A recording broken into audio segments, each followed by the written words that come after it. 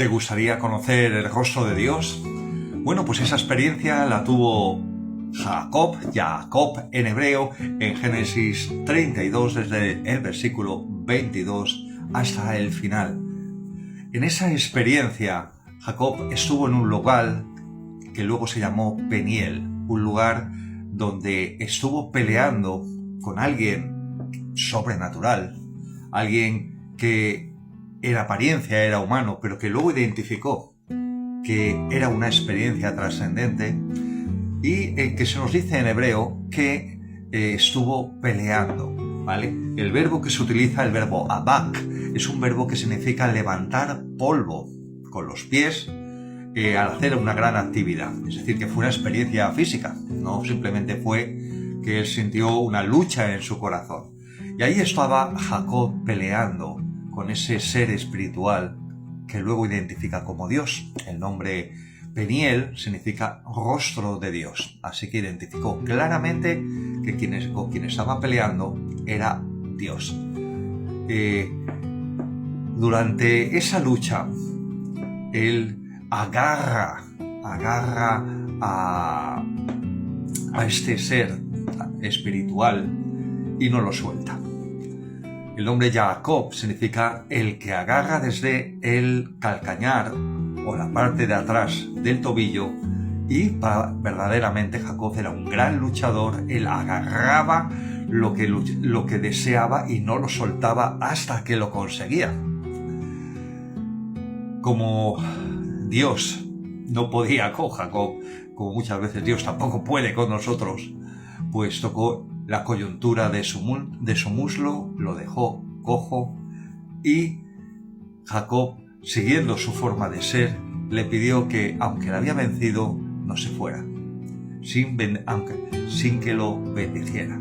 Así que para ser bendecido tú necesitas que alguien superior a ti te dé esa bendición. Y es ahí donde Dios, en un diálogo con él, le dice que le va a cambiar el nombre. Hay muchas experiencias en nuestra vida que producen verdaderamente un cambio en nuestra forma de ver el mundo, de ser, de enfrentarnos a él.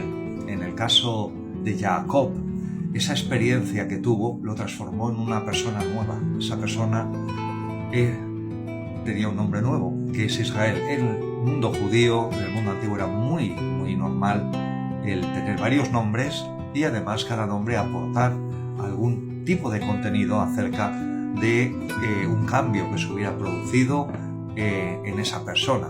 El nombre Israel, hay gente que dice que viene de yashad, que es un verbo que significa ser rectificado, pero a mí esa explicación no me convence.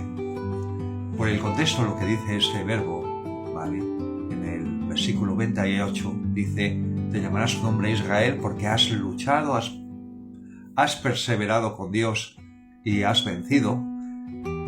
El verbo que se utiliza allí es el verbo saraf, de donde viene el nombre Israel. Saraf es un verbo que significa el que ha prevalecido como un príncipe, es decir, como con alguien de autoridad. Él es el nombre de Dios en hebreo, suena igual que el artículo en español, pero es Dios. Así que el nombre Israel significa el que ha perseverado, el que ha prevalecido, el que ha vencido como alguien de autoridad, como un príncipe, pero un príncipe de Dios. Eso es lo que significa el nombre Israel. Luego, metafóricamente, hay otras variantes que no son lingüísticas. Por ejemplo, el que lucha con Dios, y lo entendemos por lo que dice el pasaje, el que lucha al lado de Dios y el que lucha por Dios. Son significados que se derivan del texto, que pueden tener su apoyo, pero que no significan literalmente lo que dice ahí. Israel tiene como pueblo una gran importancia, no solamente en la historia de la Biblia, sino en la historia del mundo, porque de él desciende Jesús, el Mesías, de él vino la palabra, la Biblia, y fue transmitida con fidelidad, y de ellos viene también la forma en la cual entendemos y conocemos a Dios, le adoramos y le seguimos.